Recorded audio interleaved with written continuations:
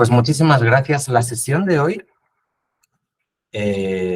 si alguno de ustedes tenía necesidad de comenzar y urgencia a aprender a programar en Python o a revisar conceptos de Python, pues en la sesión de hoy se va a dar cuenta que les vamos a pedir que pospongan ese momento a dentro de una semana. La sesión de hoy es una primera toma de contacto para explicarles en qué consiste el taller, qué dinámica va a llevar y qué herramientas vamos a usar.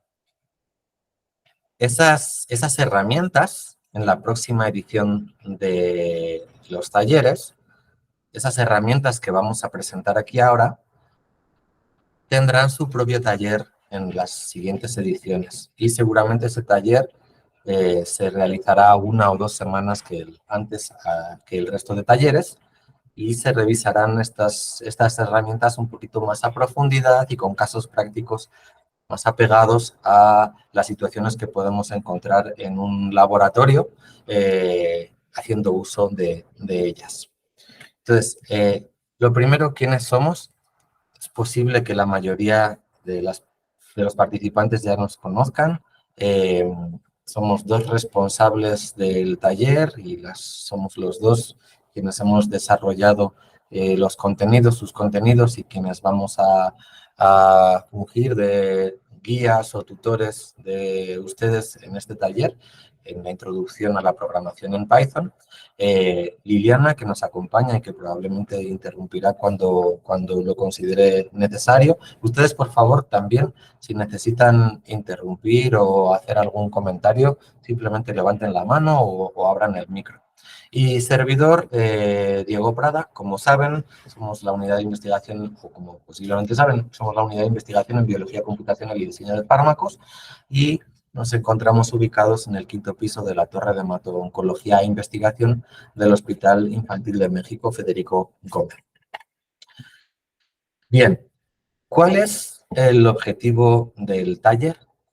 El objetivo del taller es que, independientemente del grado de conocimiento con el que ustedes entran a esta primera sesión sobre lo que es Python, dentro de 10 semanas tengan las herramientas suficientes como para entender qué es Python, cómo se trabaja, qué cosas se pueden hacer, y si ustedes quieren iniciar sus propios proyectos de programación científica para analizar datos, para las necesidades que tengan en el laboratorio o para programar librerías, software, herramientas para resolver ese tipo de abordajes en el laboratorio, pues puedan hacerlo. Bienvenida, Laura. Debes de saber que el taller está siendo grabado para su difusión en YouTube. Entonces, si tienes algún tipo de problema, por favor, comunícanoslo y detendremos la grabación. Solamente se está grabando la persona que habla, soy yo, Diego, y el material que estamos compartiendo. Ok, doctor, todo está muy bien, gracias. Ok. Entonces, estábamos diciendo que el objetivo del taller es que ustedes tengan unas nociones suficientes como para empezar a adquirir independencia en el desarrollo de sus propios proyectos, o como para entender y dialogar con compañeros del laboratorio que están usando de manera más diaria este lenguaje, o que están desarrollando cuestiones computacionales en colaboración con ustedes en el laboratorio. Debo de ser honesto y decirles desde el principio una cuestión. Esto es un taller, no es una clase. Solamente esta sesión va a ser así un poco más pasiva por parte de ustedes. Solamente en esta sesión vamos a estar la hora y media nosotros hablando. El resto es un taller en el que tienen que, de manera activa, ponerse a resolver cuestiones, indagar, aprender, porque nosotros les podemos explicar a ustedes cómo se habla el alemán o cómo se toca la guitarra, pero si ustedes no se ponen a hablar alemán, no se ponen a tocar la guitarra, no van a aprender. programar es un poco lo mismo. Yo les puedo enseñar a leer una partitura, les puedo tararear la melodía, les puedo hablar de cómo es la técnica de las manos a la hora de tocar el instrumento, pero ustedes se tienen que poner a hacer. Por eso se llama taller. Ok, ¿cuáles son las características de este taller? Este taller es uno de los talleres que forman parte de una serie, un conjunto de talleres que intentan comunicar un poco lo poquito que sabemos con los compañeros y con estudiantes y con personas ajenas a la investigación, si quieren participar, de cuáles son las herramientas y cómo se manejan con las que trabajamos en la parte teórico-computacional de la investigación en un laboratorio científico. ¿Sí? Ese laboratorio puede ser experimental, puede ser clínico, pero seguramente ya todos tienen necesidades de usar la computadora y de hacer análisis de datos y de programar herramientas. Entonces, esta sería una primera puerta de entrada para que ustedes al terminar el taller puedan ser un poco autodidactas. O sea, ya tengan un poco la experiencia, el conocimiento de las herramientas, los foros, los sitios a los que tienen que acudir para resolver problemas y puedan seguir adquiriendo habilidades o seguir imaginando en hacer cosas más complicadas que las que hasta ese momento hacían o vamos a hacer en el taller. El taller es gratuito y nosotros entendemos que quizá ustedes en un tiempo pueden tener un compromiso personal, un compromiso laboral a esta misma hora y tengan que detener su participación en este taller. No hay ningún problema, se va a repetir 3 veces al año, cada 4 meses. Ustedes pueden dejar de asistir a esta edición y engancharse en la siguiente, si así les viene bien. Los horarios de los 4 talleres se irán permutando y se irán cambiando para que dentro de 4 meses puedan encontrar el taller de Python en lugar de a las 4:30 el lunes, el viernes a las 4:30 de la tarde, por ejemplo. El taller es libre, ya dijimos que era gratuito. Es decir, que cualquier persona puede entrar, no hace falta que pertenezca a la institución en la que estamos Liliana y yo, no hace falta que sean investigadores o estudiantes. Si ustedes tienen amigos, amigas, conocidos, primas que puedan estar interesados en el taller, pues los pueden invitar o les pueden invitar para la edición siguiente. ¿En cuál va a ser un poco ahora la introducción de cuál será la dinámica del taller? La dinámica del taller será la siguiente. Nosotros actuaremos como de soporte, tutores o guía en el proceso que van a hacer ustedes a la hora de aprender, en este caso, a programar en Python y qué cosas pueden hacer en Python y qué es Python. Entonces, ustedes van a tener semanalmente una serie de retos que resolver y preguntas que contestar. A lo largo de la semana, nosotros podemos dar asistencia continua. No hace falta que esperen al siguiente lunes para preguntar o comunicar el problema que tuvieron. Nos pueden escribir, como verán más adelante, y comunicar qué es lo que sucede y nosotros los ayudamos para que sigan avanzando. Y de lunes a lunes haremos una sesión de videoconferencia de 1:30 donde revisaremos un poco lo que se hizo, comentaremos lo que ustedes hicieron, los problemas que encontraron, las soluciones que encontraron o encontramos y dialogaremos sobre los conceptos de esa semana. Si se pierden alguna sesión, si no pueden participar, en la medida de lo posible, queremos que no interrumpan la participación en este taller, así que grabaremos estas sesiones y las pondremos en el canal de YouTube del laboratorio. Si un lunes no pueden participar, pues el martes por la mañana que tienen un ratito, visualizan el vídeo de la sesión anterior. Y por último, como característica importante del taller, que ya nos da pie a hablar de lo que queremos comunicar en la sesión de hoy, todos los materiales del taller vienen acompañados o están protegidos bajo una licencia internacional que se llama Creative Commons y que está en su versión BY 4.1-NC-SA.4, o sea, 4.0. Ahora veremos qué es eso, qué significa eso y por qué. No es la única licencia ni tipo de licencia para compartir contenidos, pero es una licencia que puede ser adecuada para este tipo de contenidos porque permite lo siguiente. Todos los materiales desarrollados en el taller, compartidos y hechos públicos, las slides que están viendo ahora mismo o la web que verán después o el repositorio que verán después, pueden ser editados, copiados, distribuidos y modificados por cualquier persona. Esta licencia en particular, y es una licencia, esta la podemos englobar en el tipo de licenciamiento o licencias de código abierto, contenidos abiertos, ¿sí? Esta en particular, añade 3 cláusulas o 3 condiciones, que son a las que hacen referencia los circulitos estos de aquí abajo. ¿No se ve mi puntero?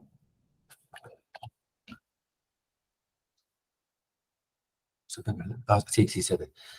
Estos circulitos de aquí abajo y las siglas que habíamos leído anteriormente. La primera condición es la que en inglés expresan como by, y es que uno tiene que respetar la autoría de los contenidos que está copiando, distribuyendo, compartiendo o modificando. O sea, no se vale eso de agarro todo esto, digo que que lo he escrito yo y lo comparto. O sea, pues no, amiga, no está, o sea, está muy bien, o sea, nosotros lo hacemos, esto lo hacemos público y usted lo puede usar como quiera, pero al menos respete la autoría. Si lo va a modificar, no pasa nada. Modifíquelo, haga cosas nuevas, incluya cosas nuevas. Usted solo tiene que poner en algún sitio que su material está basado parcialmente en este otro material y se pone la liga o se pone la referencia de quién lo hizo. Una segunda condición es que particularmente esta licencia no deja que se explote comercialmente este material. O sea, usted puede agarrar este material y dar un taller en otra universidad y está perfecto, pero no puede cobrar por ello. O sea, no puede lucrarse con la explotación, ni con la distribución, ni con la copia, ni con compartir, ni con modificar estos contenidos.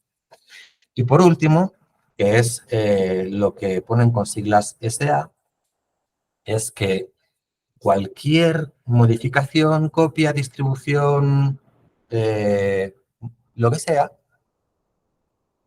debe de incluir la misma licencia. Es decir, los materiales derivados de este material deben de ser compartidos con las mismas características.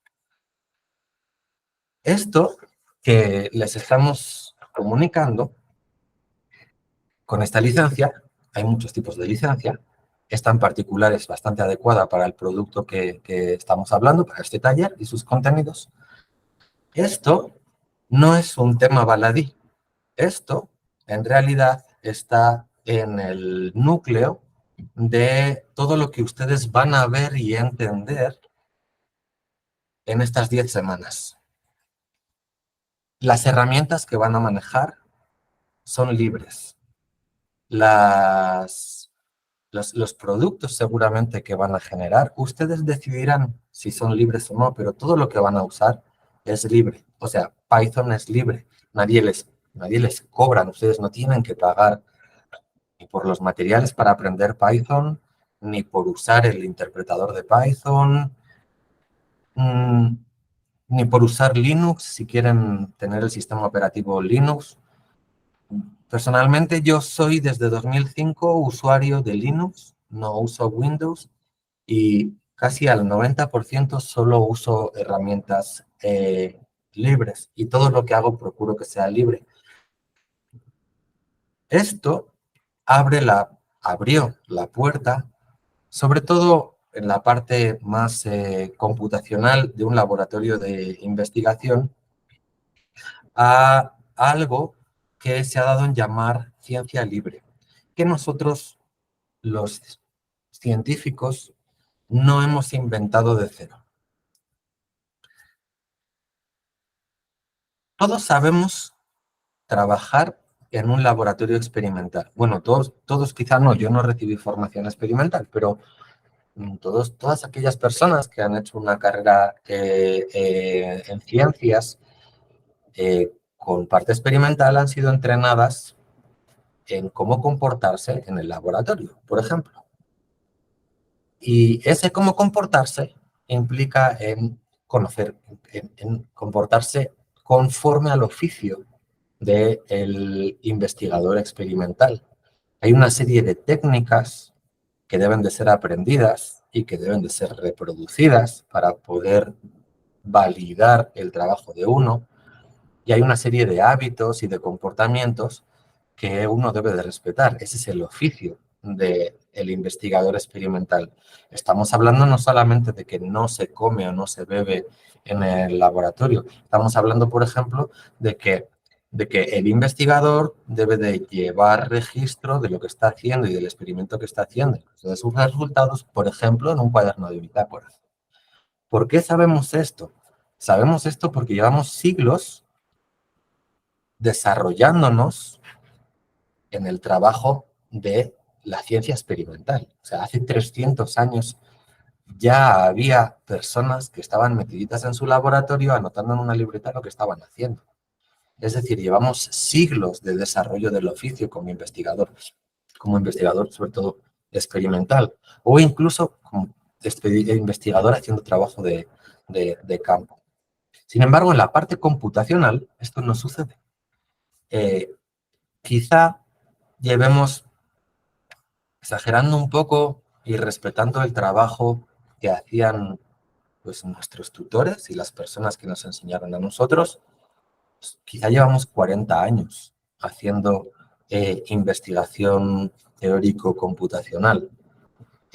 No es mucho, es muy poco si lo comparamos con toda la experiencia y bagaje cultural que llevamos encima para el laboratorio experimental. O sea, es poco. Y además no lo iniciamos nosotros. Lo iniciaron las personas que hace 30, 20 años hicieron una apuesta por desarrollar herramientas computacionales abiertas, por compartir, y engancho con la slide anterior de la licencia, absolutamente todo lo que se está haciendo.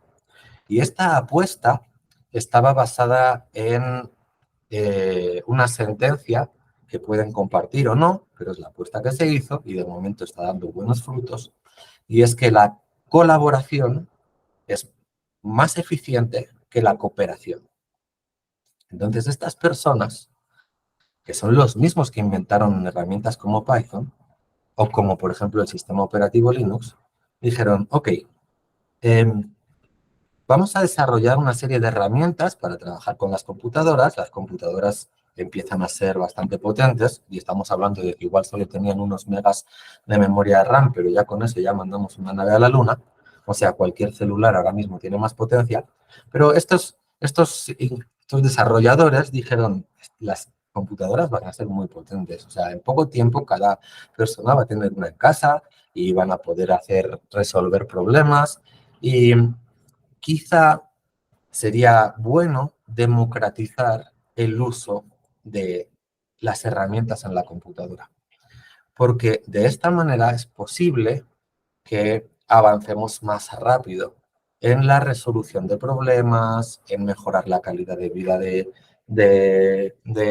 la sociedad, en mejorar la administración de la sociedad, etcétera, etcétera. Entonces, ¿por qué van a estar pagando licencias? ¿Por qué van a estar a merced de lo que unas personas propietarias de unas herramientas deciden que se haga con esas herramientas? O sea, es decir, si usted para cubrir esa necesidad compra el producto A, usted puede usar el producto A como el constructor y el vendedor han pensado. y no pueden hacer nada más, no lo pueden modificar. O sea, ustedes lo pueden usar como viene, como se vende. Ellos pensaron, no lo podemos hacer así, porque si lo hacemos así, vamos a estar ralentizando el desarrollo y el avance. ¿Por qué no hacemos herramientas con código libre? Le pusieron la palabra libre, el término español o francés, porque querían evitar la palabra free. Cuando estaban pensando en código libre, en realidad estaban pensando en la misma acepción de libre que le damos a frases o a la palabra libre en contextos como libertad de discurso o libertad de prensa. No estaban pensando en solamente que fuera gratuito, que no tuviera costo. Las herramientas libres pueden ser explotadas comercialmente. Nadie lo impide. Bueno, si pones una licencia que impida la de la tuya, pero no es una característica inherente a todas las herramientas libres, ¿no? Pueden ser explotadas comercialmente. Cuando decían libre, a lo que se estaban refiriendo es que yo hago esta herramienta y entonces esta herramienta la va a usar Rocío y Rocío dice, pues es que casi que sí me sirve, pero con dos modificaciones cumpliría el papel y serviría para las necesidades específicas que tengo yo. Entonces, lo importante es que Rocío tenga la capacidad de poder abrir esa herramienta, modificarla, hacer una herramienta que cumple sus necesidades y seguramente va a decidir volver a compartir la suya. Y va a decir, mi herramienta está basada en la herramienta de Liliana, pero además hace esta otras cosas. Entonces, de esa manera vamos generando herramientas libres, o sea, la sociedad es libre de poder crearlas, de poder modificarlas, de poder usarlas, de poder compartirlas e incluso de poder explotarlas comercialmente, aunque no las haya desarrollado uno. Y esto ha hecho que en los últimos 20, 30 años la explosión en cuanto al avance de las herramientas computacionales ha sido espectacular. Incluso las compañías propietarias de aquellas herramientas que entonces eran privadas, ahora hacen código libre, ¿sí? De ahí es de donde nosotros aprendimos como científicos a mejorar nuestro sistema de trabajo y construir un oficio en la parte computacional. ¿Por qué? Porque ellos estaban preocupados en que su código fuera libre y que fuera compartible y que fuera usable por otras personas. Estaban también diseñando estrategias de compartir, de colaborar, licencias para poner ahí y poderlo compartir y poder hacer también desarrollo en colaboración. Estaban sin saberlo desarrollando una estructura que nosotros científicos necesitábamos, porque nuestro trabajo debe ser reproducible. O sea, entre comillas, usable por los demás. Es decir, yo hago un proyecto de computación, o sea, teórico, y cuando lo someto a la evaluación de la comunidad y cuando lo comparto con la comunidad para que valoren y atiendan a mis observaciones y al aprendizaje que hemos hecho con mi proyecto o usen mi herramienta, lo que quiero es que sea reproducible. O sea, que mi experimento se pueda realizar en cualquier sitio del mundo y observen lo mismo. Y para eso tengo que compartir qué hice. Y para eso tengo que compartir no solamente qué hice, sino con qué lo hice.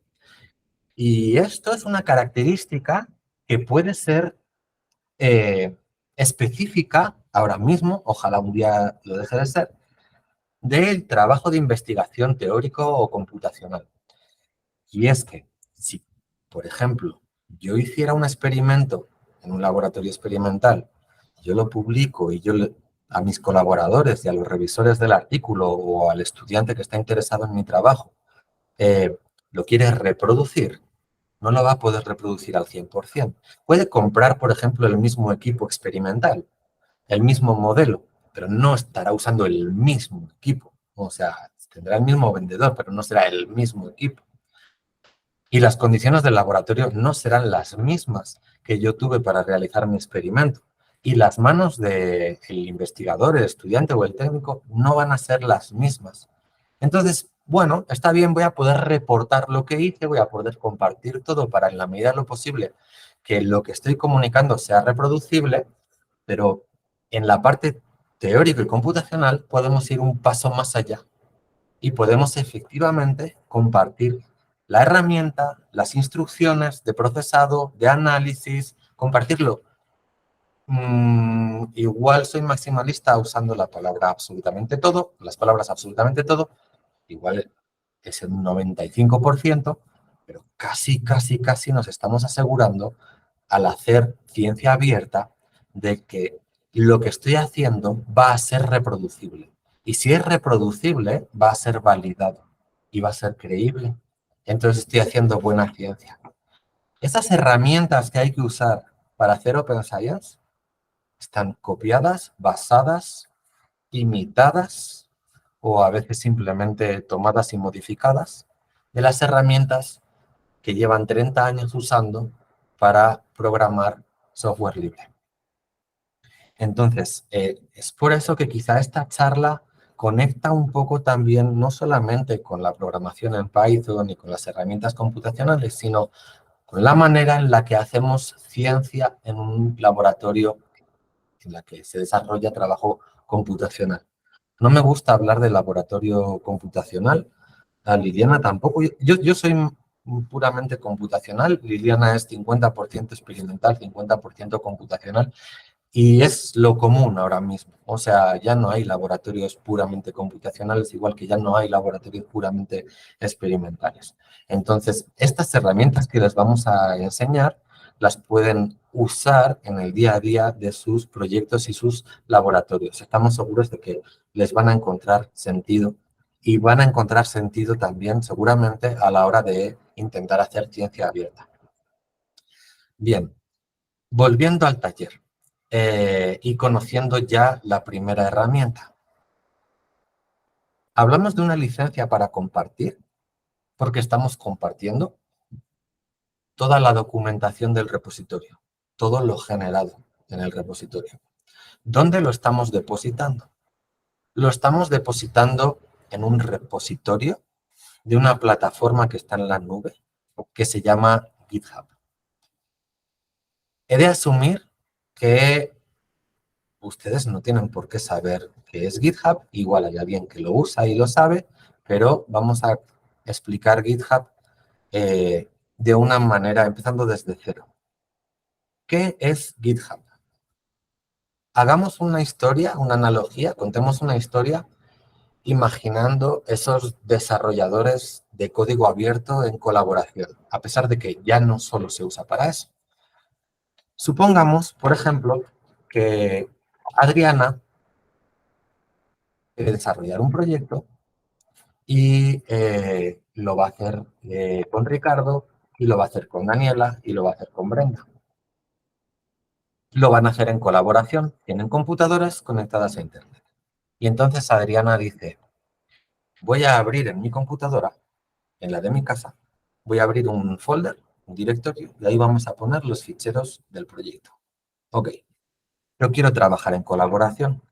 Bueno, esos desarrolladores, la Adriana de hace 30 años, programaron una herramienta que se llama Git.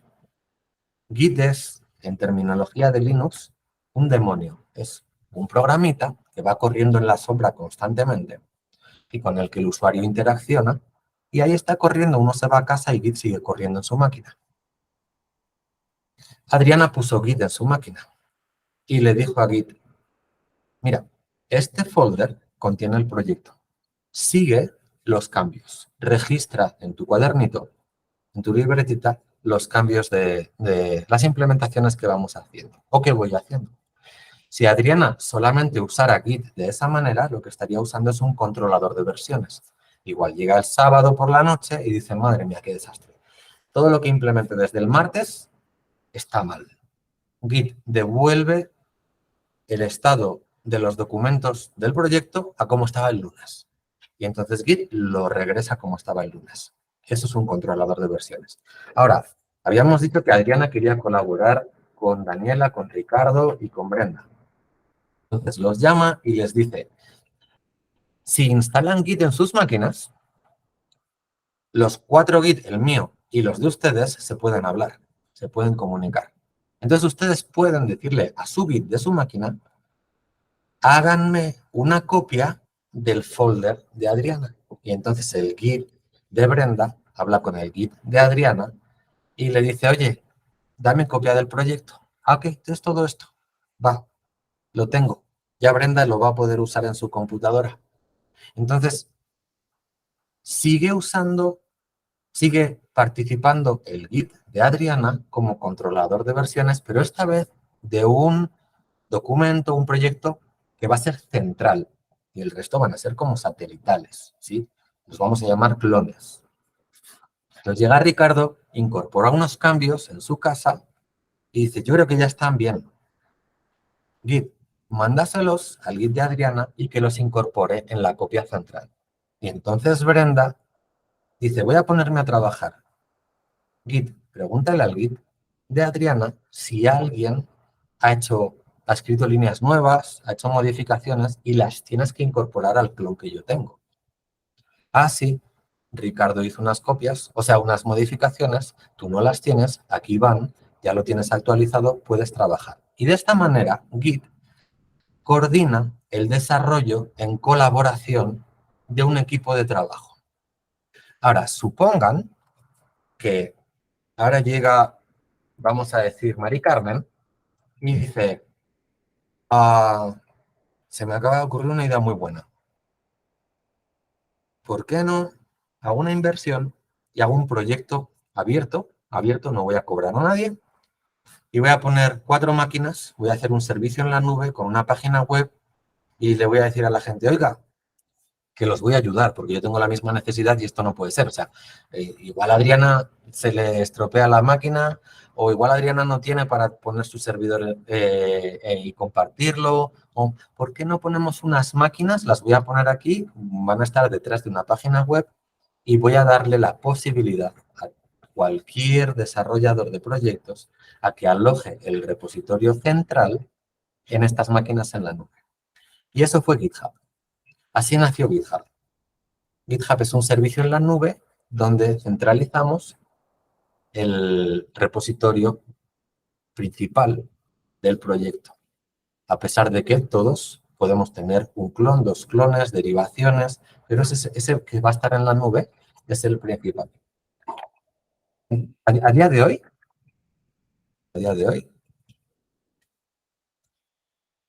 es GitHub. Pero les voy a contar una historia. No era así. Y no era así no hace mucho. Mari Carmen tuvo la idea de juntarse con sus amigos y hacer GitHub. Microsoft, no hace mucho, quizá 5 años, dijo, a ver, esto es un filo, la idea de Mari Carmen fue buenísima. Yo estoy desarrollando una inteligencia artificial que quiero que aprenda a programar. Y para que aprenda a programar, necesita ser entrenada con ejemplos de código de programación. Y Mari Carmen tiene en sus computadoras un montón de código que además está siendo desarrollado e implementando día a día de diversas disciplinas, herramientas computacionales. Y además, las personas que lo están desarrollando están de acuerdo en que cualquiera lo pueda leer. Mi inteligencia artificial también. Estupendo. Voy a comprarle a Mari Carmen GitHub. Y eso es lo que sucedió. Microsoft compró GitHub. Al principio, no hace mucho de eso, hace quizás 5 o 6 años. Al principio hubo un poco como de miedo nosotros los usuarios de la herramienta, porque pensamos Microsoft no es muy amigo del código, no era muy amigo del código abierto. Entonces alguien derivó el proyecto a otros sitios, agarró el proyecto GitHub, que era código abierto, y dijo, tomo todo porque tú Microsoft no me lo puedes prohibir, es abierto. Tomo todo, me lo llevo, le cambio el logo, le cambio el nombre, modifico lo que necesito y lo publico como GitLab. Entonces, aquí ya pueden hacer lo mismo que en GitHub. Entonces, la comunidad pensamos, esto fue como lo de Twitter. Bueno, lo ha comprado Elon Musk, ahora va a ser esto muy problemático, va a empezar a limitar la libre expresión, hay que buscar alternativas, vámonos a Mastodon. Y entonces mucha gente dijeron, no, pero no vamos a cerrar la cosa en Twitter todavía porque queremos ver qué sucede. Así hicimos. Resulta que Microsoft empezó a invertir dinero en GitHub y no limitó su uso y respetó los principios del desarrollo abierto. Y empezó a hacer la página cada vez más funcional. ¿Sí? Esto es GitHub a día de hoy. Sigue siendo gratuito y Microsoft ha entrenado a la inteligencia artificial GitHub Copilot en aprender a programar y es un servicio también que puede usar el usuario gratuitamente. O sea, uno entra y dice, quiero hacer un algoritmo que hace esto y la inteligencia artificial le programa los primeros indicios. Ok, ya dijimos que es un repositorio. ¿Hay un único repositorio? No, hay un repositorio central y luego hay otros repositorios que podemos llamar clones, por ejemplo, del central. ¿Qué es GitHub? Lo acabamos de introducir y de paso ya conocen que el motor que está detrás de GitHub es Git. Ese es el programa que nosotros instalamos en la computadora. Para seguir con ese espíritu de abierto, no basta con compartir el código. No basta con usted puede modificar además la herramienta.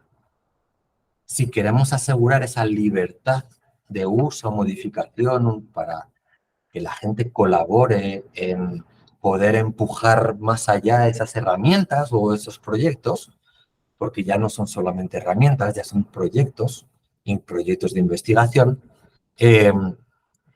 uno está obligado, aunque cueste tiempo y esfuerzo, a documentar.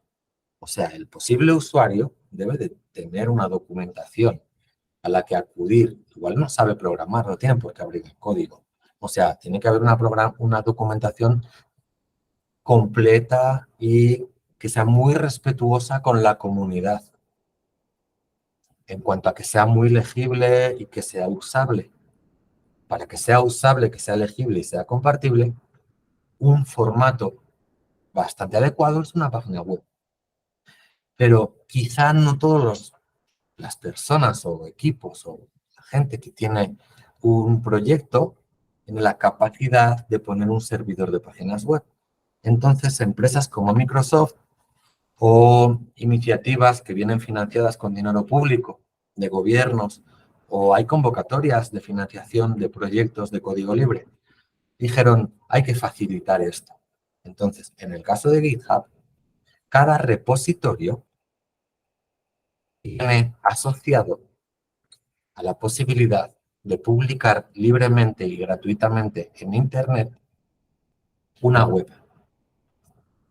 Entonces, el repositorio, por ejemplo, taller de Python, ¿sí? Nosotros no hacemos nada más que poner el contenido y usar una herramienta para traducirlo a código HTML. No hacemos nada más. Le decimos a GitHub, oye, sirve esto en Internet públicamente, en tus máquinas, con tus URLs, con tus recursos. Yo no tengo para asegurar que eso va a estar online 24 horas, 7 días a la semana. Y GitHub dice, sí, yo te doy ese servicio, porque tienes que documentar tus herramientas, ¿sí? Entonces, los contenidos que están en el repositorio tienen su versión en web, en página web. Esta es la herramienta, quizá primera y principal, que van a usar para seguir el taller. Esta es la web pública del taller. Nosotros solamente hemos hecho algo por gusto, quizá, que es que alquilamos anualmente el dominio, la URL wibcdf.org. Entonces, aquí en GitHub, en las configuraciones, en la parte de las páginas web, le decimos deriva la salida, redirígela a la URL nuestra. Porque si no, ellos simplemente pues, te dan una URL, lo que tienes que poner en la barrita del navegador, que será GitHub, vamos a suponer que es de Rocío y su usuario se llama Rocío, entonces será github.rocío. No me acuerdo, io barra y el nombre del proyecto. Y esa es la dirección que Rocío tiene que compartir con el mundo para que todo el mundo vea la web. Nosotros nos gastamos $10 anualmente en que sea uibcdf.org. Desde que comenzamos a diseñar los materiales del taller hasta lo que están viendo, pues solo nos hemos gastado los $10, pero lo pueden hacer sin gastárselos. Pueden compartir la documentación. Esta es la web del taller. Como ven, está dividida en 3 partes, 3 secciones. La barra de la izquierda es la barra de navegación de todos los contenidos del taller. Sí, hay varias secciones. ¿Quiénes somos? Una sección que es el programa, está dividido en las 10 semanas. Una sección del material suplementario, donde van a encontrar material adicional para manejar las herramientas o resolver los problemas o tener acceso a información complementaria para seguir el taller. Y una parte de ediciones donde simplemente haremos un histórico a medida que vayan sucediendo las ediciones de este mismo taller. En la página principal, esta es la página en sí, el contenido de la primera página, que además pueden, si quieren, pueden cambiar del formato del contraste si les molesta la letra negra sobre blanco y la prefieren blanco sobre negro. O pueden, por ejemplo, hacer la pantalla en grande con el cuadrito o usando la hamburguesa que tienen aquí arriba a la izquierda, pueden hacer desaparecer el menú de la izquierda. Aquí es donde van a encontrar el contenido de cada una de las páginas. Y la barra que tienen a la derecha es el navegador de las secciones de esa página. O sea, navegador de la web a la izquierda, página, navegador dentro de la página. En la parte de programa, lo que vamos a encontrar son los contenidos para cada semana. En el caso de la primera semana, tienen una sección que es contenido, el reto semanal, que lo veremos más adelante, las preguntas de la semana, que lo veremos más adelante, y los recursos adicionales, quizá con información adicional de los contenidos de esa semana. De acuerdo, esta es la web, y esta web está servida por GitHub. Esta web no la sacamos al mundo por ninguna de las máquinas del laboratorio, ni la del idioma de su casa, ni la mía de casa. O sea, la está sacando GitHub gratuitamente al mundo para que podamos compartir la documentación. Ya hemos empezado a describir cuál es la dinámica del taller. Ya conocen cuál es la página web que van a seguir, pero no solamente van a interaccionar con la página web, van a interaccionar con el repositorio. El repositorio, les recuerdo, que era en la GitHub /wibcdf taller-python, era donde está todo el bruto del material. O sea, aquí está todo el material compartido. El repositorio no es solamente una cuestión para depositar el contenido, no, es un elemento interactivo. O sea, ustedes van a tener que interaccionar con el repositorio. De esta manera, por un lado, ponen en práctica el uso de estas herramientas y por otro lado, participan de esta manera de hacer las cosas cuando ustedes tengan que resolver una de las tareas. Ustedes van a publicar la resolución de la tarea para que el resto de participantes y nosotros mismos podamos ver si tuvo problema, qué hizo, cómo lo hizo o si ya lo hizo, ¿sí? El repositorio lo van a clonar. En el reto semanal, si no saben usar GitHub, el primer reto consiste en preparar el taller ustedes para poder participar ya en las semanas siguientes. Lo que van a hacer va a ser generar un usuario en GitHub. Y una vez que tengan el usuario, van a darle a este botoncito de aquí a la derecha que se llama Fork. Fork en inglés puede ser algo así como derivación. Van a construir su propia derivación. Cuando hagan Fork y vayan a esta página donde pueden cambiar si quieren el nombre de su repositorio, que va a ser una especie de copia de este, y le den a crear Fork, aparecerá en la página de ustedes, de su usuario de GitHub, la copia. Esa copia no es una copia independiente. Un fork mantiene el cordón umbilical con el proyecto madre. Ustedes pueden modificar allí lo que quieran, editar lo que quieran, como si lo borran, como si hacen que las cosas no funcionen. No hay ningún problema. Es su fork, no hay ningún problema. Pero, ¿para qué sirve el cordón umbilical? Si nosotros, Liliana y yo, en la copia central hacemos una modificación, a ustedes les saldrá un mensaje que dirá, oye, el proyecto del que vengo ha sido modificado. ¿Quieres que te traiga las modificaciones? Y le pueden decir que sí y actualizar ese proyecto. Su copia, su fork, se llama fork. ¿Sí? O pueden usar el cordón umbilical en la otra dirección. Han descubierto, por ejemplo, un problema, un error en el texto, o quieren escribir un párrafo nuevo porque no se entendía bien eso. Y en lugar de mandarnos un email y decir, eso no se entiende, no, lo quieren hacer y quieren contribuir, lo hacen en su fork y después hay un mecanismo para decirle al proyecto madre del que viene, oye, te propongo que introduzcas estas modificaciones que yo hago. Y entonces los administradores vemos la solicitud, por ejemplo, que nos hace Adriana y le decimos, qué buena idea, ese está muy bien, entonces vamos a incorporarlo. Y entonces Adriana, que ha mandado ese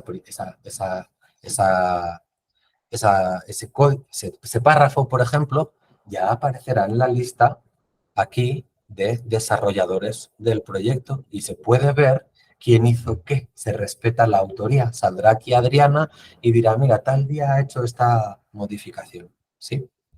Esa es la manera en la que van a estar usando el repositorio de manera interactiva. Van a resolver las cosas en su fork del repositorio. Y nosotros vamos a poder ver cómo lo hacen y les vamos a poder ayudar. Así es como usaremos el repositorio como instrumento para interaccionar, pero el repositorio, además, es un foro y un punto de encuentro. GitHub, comprado por Microsoft, dijo, vamos a ponerlo más fácil, vamos a incluir herramientas de interacción entre no solo los desarrolladores de un proyecto, los contribuidores o contribuyentes al proyecto, sino también entre toda la comunidad, ¿sí? De usuarios, Ok, entonces vamos a abrir, por ejemplo, una sección que se llama Issues Board o tabla de problemas. ¿En qué consiste? Esta es una sección, es un tablón donde cualquier persona, cualquier usuario ajeno al proyecto o involucrado en el proyecto puede compartir cuestiones. Esas cuestiones pueden ser problemas que tiene el proyecto, mejoras, dudas, lo que ustedes quieran. Vamos a suponer que Laura, por ejemplo, dice, ok, está muy bien, me gusta mucho esto, hacen churros con Nutella, está perfecto, pero no me gusta la Nutella. Yo quiero que los churros que están haciendo, además, se les pueda poner mermelada de frambuesa. Entonces viene Laura al issues board del proyecto y dice, voy a escribir un issue. Por ejemplo, por favor, o bueno, estaría bien que hicieran además churros con mermelada de fresa. Con el título, Aquí ya pone algo más extenso, qué y qué ventaja tendría, y muchísimas gracias porque los churros están muy buenos de la Nutella. Y entonces, aquí, y le da el botón verde y lo publica. Y lo publica con el mundo, con los desarrolladores y con la comunidad. Y entonces ahora el desarrollador principal o una persona del equipo dice, ah, qué buena idea esta. Es buena idea. Voy a decirle a Liliana que esté, uy, me asigné a mí mismo. Voy a decirle a Liliana que esté al pendiente de esto, que valore la posible implementación de esta sugerencia, porque sí, es buena idea, es buena idea. Entonces ya Liliana va a estar al cargo del seguimiento de esto, contestará, se generará una discusión. Otro usuario verá esto y dirá, no, Laura tuvo muy buena idea, le voy a dar pulgar para arriba. Perfecto. Y entonces así igual hay más usuarios, igual hay 12 personas que le dan pulgar para arriba. Y entonces el equipo dice, de responsable de ese proyecto dice, sí, es buena idea, vamos a hacerlo. Incluso se le pueden poner aquí etiquetas, ¿no? O sea, Laura puede decir, para que sepan de qué va lo que estoy diciendo, es una mejora, ¿sí? Entonces, la gente ajena al proyecto o del proyecto viene aquí y dice, ah, esta es la tabla, ah, mira, hace un minuto escribió alguien y es una mejora, ok, vamos a ver. Y así se da comunicación entre los participantes de un proyecto que, como verán al final, ya no es solamente software, ¿sí? Eh, y los posibles usuarios o la comunidad, ¿no? Que se siente concernida por esa discusión. Vamos a usar esta herramienta para comunicarnos entre nosotros. Entonces, esta herramienta en el repositorio del taller va a ser a donde ustedes van a acudir para comunicarse con sus compañeros y con nosotros. Ustedes tienen una duda, ustedes tienen un problema, ustedes tienen una sugerencia, vienen aquí, abren un new issue, lo escriben y lo comparten. Y la discusión queda registrada, ¿sí?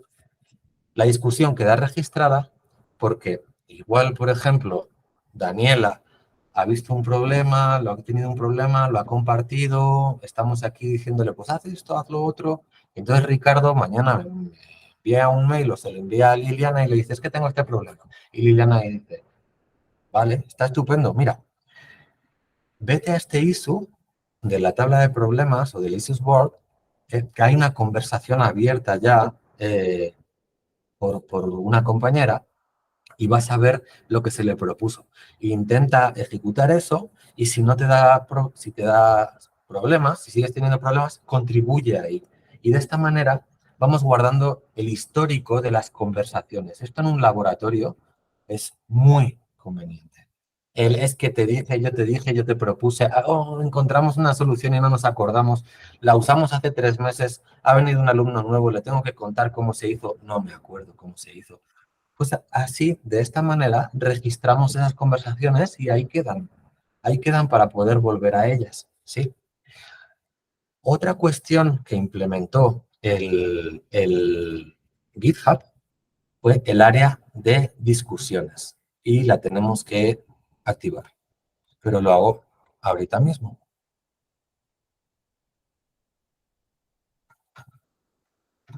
Ok, perfecto. Esta es el área de discusiones.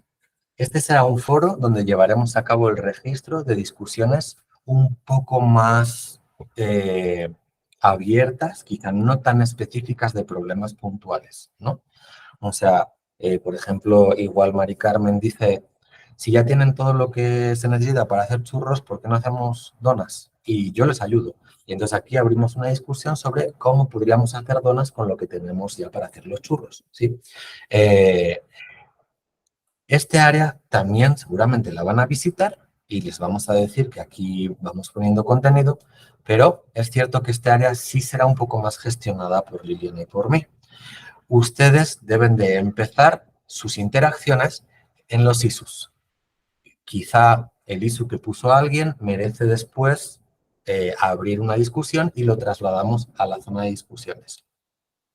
Si hasta aquí está claro lo que vamos comunicando, entonces hemos visto que hay dos sitios en los que ustedes a los que van a acudir para seguir el taller.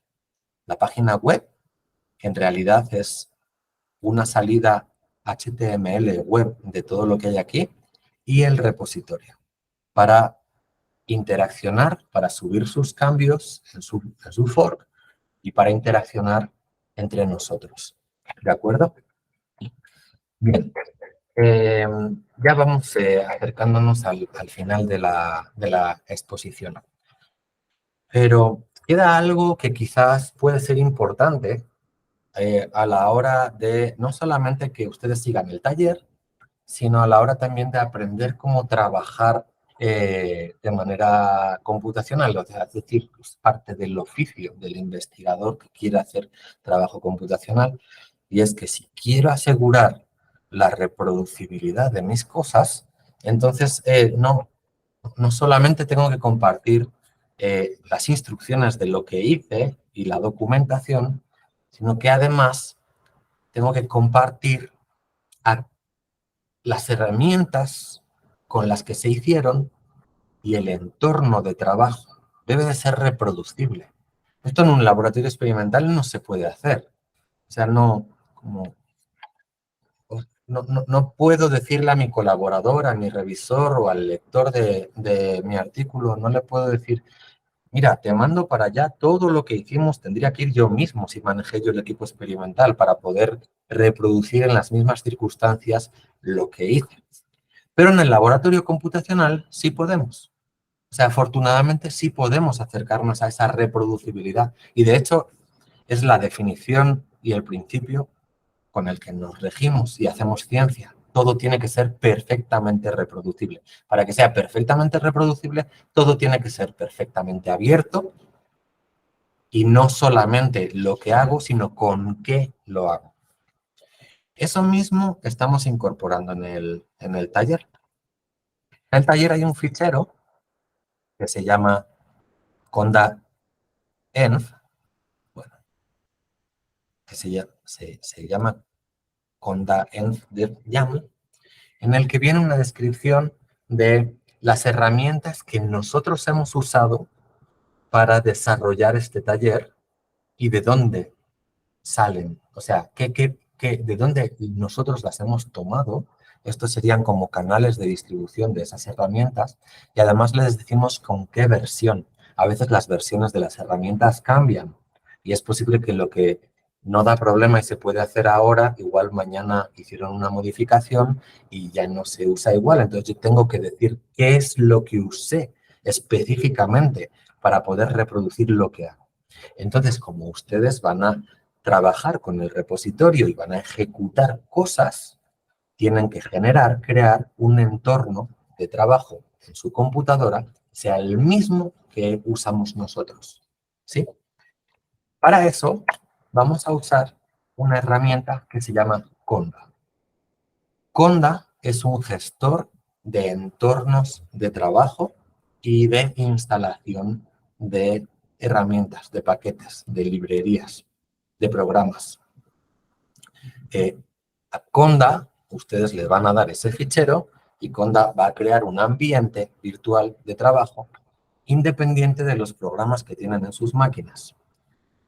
Es como una burbuja.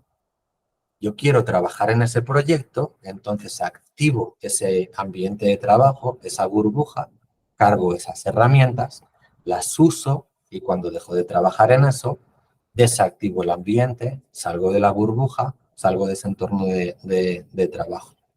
¿Por qué se usan estas burbujas? Bueno, vamos a suponer que yo les digo que para trabajar y reproducir lo que les estamos proponiendo, ustedes necesitan Python 3.10. Sí, hay varias versiones de Python. Y quizá en su computadora, la versión que viene implementada en el sistema es Python 3.9. Entonces, ¿van ustedes a instalar en su sistema y sustituir el 3.9 por el 3.10? Pueden. podrían tomar esa decisión, pero muy probablemente otros programas que dependen del Python 3.9 para que el sistema de su computadora funcione, empezarán a dar problemas. No hay problema, no tienen por qué hacerlo. Díganle a Conda que genere un entorno de trabajo independiente de los programas de su computadora que ustedes van a activar y van a instalar esos programas como Python 3.10, van a usar Python 3.10 y cuando quieran salen del entorno y siguen usando el Python 3.9 de su sistema, ¿sí? Las instrucciones para hacer esto las iremos viendo, ahora mismo solamente una presentación del material. Ya solamente falta hablar de qué material van a encontrar en el repositorio. Todavía nos quedan como 10 minutos de charla, 10-15 minutos, pero hago una pausa para indicarles todas estas herramientas que estamos viendo y que son necesarias para seguir el taller y para aprender a trabajar con herramientas computacionales y para ejecutar los retos que vendrán del taller de Python. Todas estas herramientas serán presentadas con mayor grado de detalle y un poquito más a profundidad en un taller el siguiente ciclo. Entonces, encontrarán un taller y si quieren, si les conviene y les parece bien, podremos seguir ahondando en cómo se usan y qué posibilidades tienen. Ok, ya solo falta hablar de qué material van a encontrar en el repositorio. En el repositorio van a encontrar ficheros. Y van a, bueno, folders de directorios y ficheros dentro. Esos ficheros son de dos naturalezas. Hay dos tipos de ficheros. Están los ficheros Markdown y los ficheros libreta o notebook de Jupyter. Vamos brevemente con el primero. El nombre parece muy rimbombante. Si no conocen lo que es un lenguaje de marcado Markdown, puede asustar al principio, pero esto es algo muy sencillo. Es muy sencillo. Esta página de aquí, esta página de aquí, vamos a ir aquí al contenido de la semana 1. Ok. Aquí hay un título de página, hay un título de sección, bueno, no hay subsecciones, pero hay unos enlaces, por ejemplo, aquí hago clic en el enlace y me descargo las slides que están viendo del taller, ¿sí? Se las pueden descargar en formato PDF, si quieren el formato editable con LibreOffice, que sería el análogo al Office de Windows, pero libre, para trabajar, por ejemplo, en Linux, donde van a encontrar su Excel, su Word y los análogos, ¿sí? Llevo desde 2005 sin usar Windows. Pueden usar perfectamente una distribución de Linux y van a poder interaccionar y rellenar los Excel que nos piden en el instituto. No hay ningún problema. El formato para editarlo las slides del Impress es ODP. Ese también está compartido en el repositorio, pero así se pueden descargar el PDF. Entonces, aquí hay un enlace, aquí hay otro enlace, aquí hay unos ítems, aquí hay unas cursivas, ¿sí? Hay un formato, hay una decoración del texto. No es solamente una decoración, también es funcional. Podría haber una imagen, una tabla, un enlace a un vídeo en YouTube, ¿sí? Todo esto no lo hemos decorado nosotros. Nosotros no hemos hecho la decoración. Es decir, nosotros solo hemos implementado el contenido. Y el contenido, cuando hablo del contenido, hablo de texto plano. ¿Quieren ver el fichero del código fuente de esto? Vamos al taller de Python, semana 1. Aquí está contenido.md, md es de Markdown, lo llamamos así. GitHub agarra el código fuente del fichero en Markdown, lo interpreta y te lo renderiza visualizado. Y dice no. La cabecera del documento en grande. El título de la sección en grande, pero no tan grande. Los ítems así, la cursiva. Pero de nuevo, la visualización no lo hacemos nosotros. Simplemente se está siguiendo un estándar, ¿sí? Yo le digo a usted, le voy a mandar un texto. Es plano, es texto plano. ¿sí? Son solo letras, sí. Pero vamos a pactar y vamos a negociar entre nosotros unas claves para que usted sepa qué será el título, qué será la sección, qué será en cursiva, ¿sí? Y usted, de esa manera, simplemente lo renderiza y lo visualiza.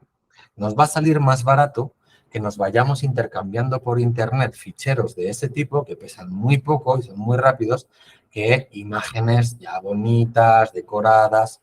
Entonces, lo que estamos negociando es un lenguaje de marcado. Es un lenguaje de marcado de texto. Es el caso de Markdown. Pero no es un lenguaje de programación. ¿Y cómo se ve? Le damos aquí al crudo y en realidad lo que yo o Liliana editamos es esto. Entonces, ¿qué sucede? Que en el lenguaje de marcado de Markdown, por ejemplo, lo que va entre asteriscos aparecerá como cursiva. O, por ejemplo, lo que va entre corchetes con unos paréntesis después aparecerá como liga o hiperlink o enlace. ¿Sí? Esto es lo que editamos nosotros. Ustedes encontrarán contenido en Markdown. ¿Lo van a visualizar así de bonito? Bien, pero nosotros solo estamos editando esto y ustedes tendrán que editar ficheros de este tipo para resolver ciertas cosas, ¿sí? Para publicar la respuesta a ciertas preguntas o resolver retos. El segundo y último formato de fichero va a ser la libreta de Jupyter. Esto lo veremos en adelante porque es uno de los formatos que usamos para trabajar con Python. Solamente comunicarles ahora mismo que son formatos, es un fichero interactivo. No solamente hay texto para ser leído o para ser editado, sino que además hay código y además vemos la salida del código. O sea, es decir, yo puedo sobre el mismo fichero, puedo construir un relato con texto, mis observaciones, lo que estoy haciendo, el código que voy a ejecutar para analizar unos datos, importo los datos, hago este análisis y la representación visual, por ejemplo, de la gráfica. Todo esto en un mismo fichero. Esto ha ayudado muchísimo en nuestro oficio como investigadores a compartir lo que hacemos. ¿Dónde ejecutamos esos ficheros que son Jupyter Notebook? En una herramienta que se llama Jupyter Lab. Será parte esto, sí, del contenido de las siguientes semanas. Así que no vamos a seguir ahondando todavía en cómo son los Jupyter Notebooks y los Jupyter Labs. Y con esto terminamos. Terminamos comunicándoles, antes de despedirnos, que ya tienen los primeros retos y preguntas que resolver durante esta semana. Esos retos y preguntas, nosotros somos conscientes de que algunos de ustedes pues, no tienen experiencia todavía con estos conceptos. Entonces sabemos que los estamos tirando a la alberca y no saben nadar. Pero vamos a estar en la orilla toda la semana y nos pueden pedir auxilio, les podemos ayudar, les podemos orientar en cómo resolver los retos y preguntas. Como decíamos al principio, les podemos contar cómo se toca la guitarra o el piano, pero ustedes tienen que tocar el piano para aprender. ¿Dónde van a encontrar los retos y las preguntas? La página web. En la página web semanalmente hay una sección que se llama el reto semanal. En este caso, el reto de esta semana es el siguiente. Ustedes, si no tienen que crear su usuario en GitHub. Y una vez que lo hayan creado, van al repositorio central, no a su fork, al repositorio central, a este, de el taller, vienen a las issues y dicen, voy a mandar un saludo y voy a comunicarles cuál es el nombre de mi usuario en GitHub, ¿no? Entonces dicen, hola a todos, mi usuario es el mío es de Prada. Y le dan submitir y lo publican. Perfecto. Así ya sabemos cuál es el usuario de ustedes y ya han hecho una primera interacción en el repositorio. Seguimos. Tienen que hacer su propio fork del repositorio. Esto es sencillo. Una vez que han creado su propio usuario, vienen al repositorio y aquí arriba tienen un botón que se llama fork. Aquí simplemente hacen clic, pueden respetar el mismo nombre, si lo quieren cambiar no hay problema, y le dan a crear fork. Entonces tendrán una copia duplicada, un duplicado de cómo está ahora mismo en su usuario. Será su copia fork, será su fork. Y mantendrá ese cordón umbilical del que hablábamos, no es exactamente independiente. Si quieren trabajar en su máquina de casa o del laboratorio, las que quieran, pueden clonar además ese contenido en su máquina local, editarlo localmente y subir los cambios al repositorio remoto. No se apuren, tienen indicaciones sobre cómo hacer esto aquí en el material suplementario.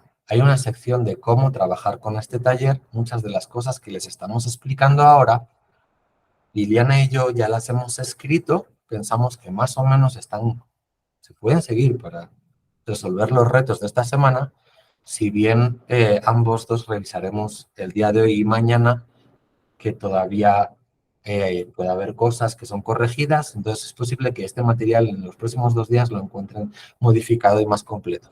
Pero aquí van a encontrar cómo resolver esas tareas. Y si no, pueden ir, por ejemplo, a otras herramientas y si dicen que no sé qué es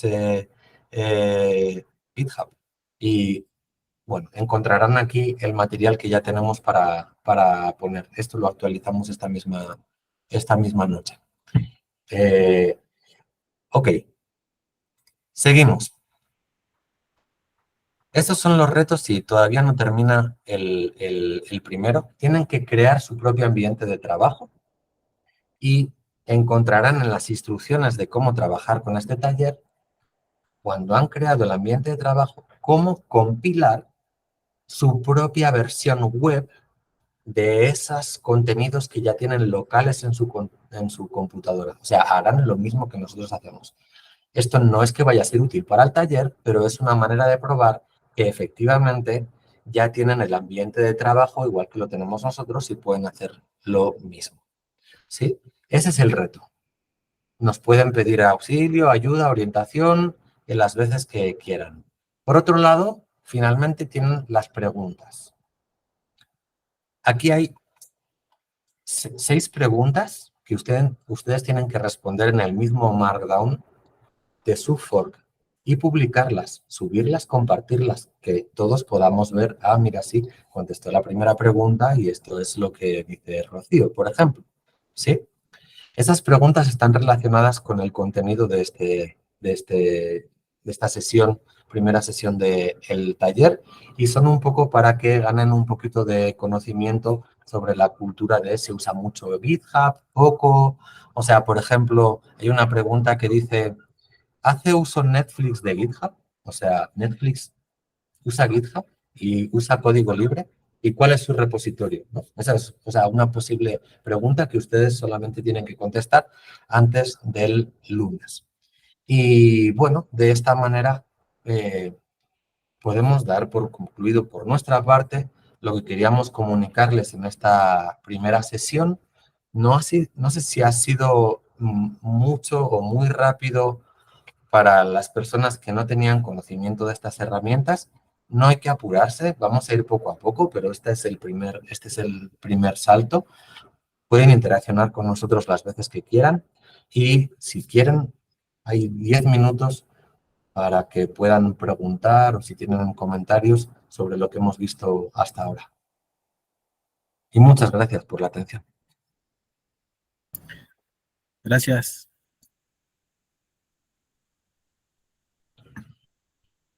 Ok. Gracias, doctor.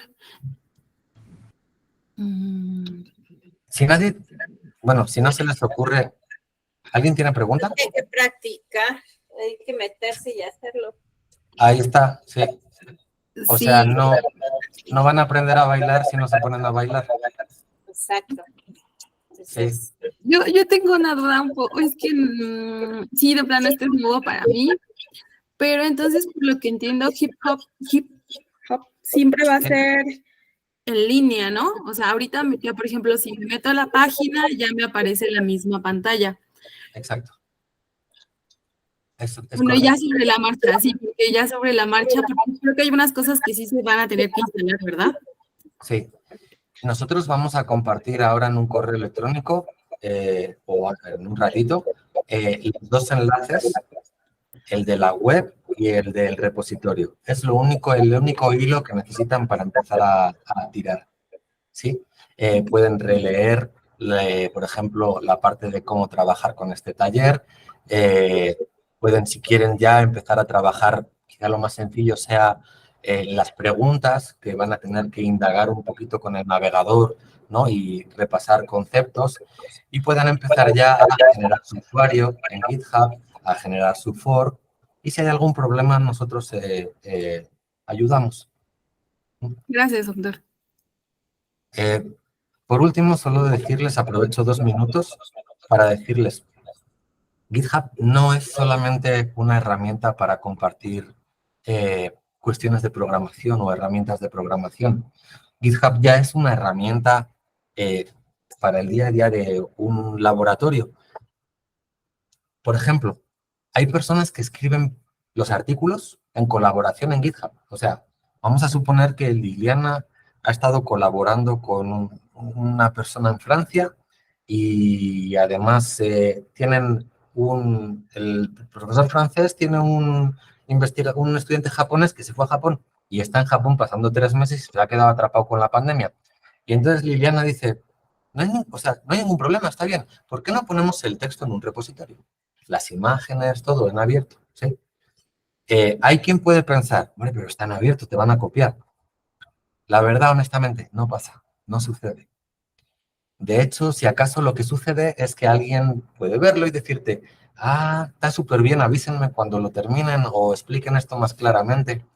¿Por qué no sucede? Porque lo importante aquí no es publicar, es comunicar. Y cuando alguien ya está empezando a comunicar, por ejemplo, a través de un repositorio de GitHub, un manuscrito, ¿sí? Ya hay un registro de que esa persona empezó a publicar eso y a comunicar eso. Y dentro de 12 meses aparece un artículo con lo que Liliana quería escribir, pues cualquiera puede escribir a la revista y decir, oiga, es que hace 12 meses que empecé a escribir exactamente lo mismo, miren. Y pueden ver el desarrollo, lo terminé 3 meses después. ¿Y él cuándo les submitió el artículo? ¿No? O sea, hay gente que hace eso.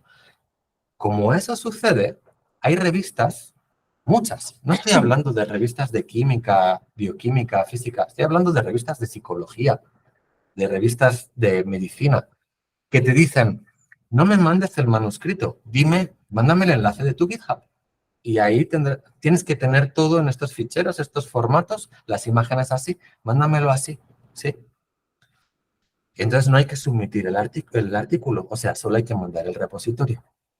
Como esto sucede, ya hay plataformas como Open Science Framework o SF, Open Science Framework, es una especie como GitHub, pero más robusto y con más posibilidades, que está conectada con otras revistas. Por ejemplo, hay revistas de psicología que uno abre el proyecto público desde el principio, cuando tiene financiación, y dice, voy a hacer estos experimentos, estas observaciones de campo, estos estudios, y así, así, así, con estos protocolos, estas van a ser los datos crudos, así los voy a analizar, y esas revistas te dicen, mándamelo antes de escribir el manuscrito. Ok, te lo acepto. Si llevas a cabo todo esto de manera pública, reproducible y como estás describiendo, cuando termines, que sepas que ya está aceptado el manuscrito. Lo pueden comprobar, pueden buscar, se llama Open Science Framework, ¿sí? Y hay revistas que te piden el GitHub y te dicen lo mismo, porque es como una especie como de certeza de que lo que estás haciendo cumple con la conducta científica apropiada y es transparente y reproducible. No, irreproducible, y reproducible, ¿sí? Y hemos ido tan allá que ya incluso estamos cambiando, gracias a cosas como GitHub, nuestra manera de comunicar la ciencia. Si tengo mi artículo en GitHub, mi artículo puede ser modificado y reescrito, está vivo. No es que yo escriba un manuscrito y se va al journal y la biblioteca y la librería compra la revista y allí va uno a consultar, o se publica el PDF con la fecha y ya no lo modifica nadie. Claro, si escribes un review, igual dentro de 2 años tienes que escribir el segundo review y dentro de los 2 años el tercer review. ¿Pero por qué hay necesidad de eso? Estamos llenando la literatura de artículos y artículos y artículos. Ya no se sabe ni a dónde hay que mirar, ni qué hay que leer, ni qué es fiable. ¿Por qué no? Ponemos el review en un repositorio de GitHub y lo hacemos vivo. Hay revistas como, por ejemplo, no me acuerdo ahora del Life Journal. Ok. Esta revista, por ejemplo, el Living Journal of Computational Molecular Science, no publica cosas que se cierran y mueren. O sea, publica artículos vivos. Es decir, cada artículo está en su repositorio de GitHub y cada artículo tiene versiones. No escribes el segundo o el tercero, modificas. Entonces, si hay un review de... A ver, vamos a ver. Vamos a darle... No sé, Perpetual Reviews, por ejemplo. Ok, hay un review de Enhanced Sampling Methods for Molecular Dynamic Simulations. Vale, autores, abstract, bla, bla, bla, bla, PDF, repositorio del artículo. Es el repositorio de GitHub, ¿sí? Y aquí lo van a ir modificando y van a ir actualizando el PDF que está en la revista. El artículo está vivo. Les cuento esto, porque ya son las 6, para que entiendan que estas herramientas no son solamente para el desarrollo de programas, software o herramientas computacionales. O sea, todas estas herramientas ya forman parte de nuestro oficio, están condicionando la manera en la que hacemos ciencia, creo que, bueno, Liliana y yo pensamos que para bien, y es lo que se llama hacer open science, ¿sí? Es verdad que dirán, bueno, y los puntos del SNI, el currículum, las publicaciones, sí, es cierto, el sistema todavía no está del todo preparado para estas cuestiones. Pero, por ejemplo, esta iniciativa puede contribuir a paliar el problema de que hay un montón de literatura. Hay un experto que escribe algo, lo escribe una vez y luego lo modifica y todos sabemos a quién tenemos que acudir para aprender de algo, ¿sí? Pero no a qué paper porque ha escrito 14, o sea, sino al que va actualizando, ¿ok? Y eso mismo con los proyectos científicos, ¿sí? Eso es lo que hacemos. Pues si no hay más comentarios, Liliana y yo les agradecemos mucho la atención y que se hayan embarcado en este viaje. Y bueno, o sea, mucho ánimo, buena suerte, no se frustren en las primeras semanas. Dentro de 3-4 semanas todo va a ir más fluido y va a ser más agradecido y se van a encontrar ya haciendo cosas. ¿Sí? Muchísimas gracias por su atención. Gracias, doctor. Buena tarde. Gracias, doctor. Muchas gracias a ustedes. Bye, Muchas Diego. gracias, seguimos en contacto. Bye. Hasta Gracias. luego. Chao. Bye.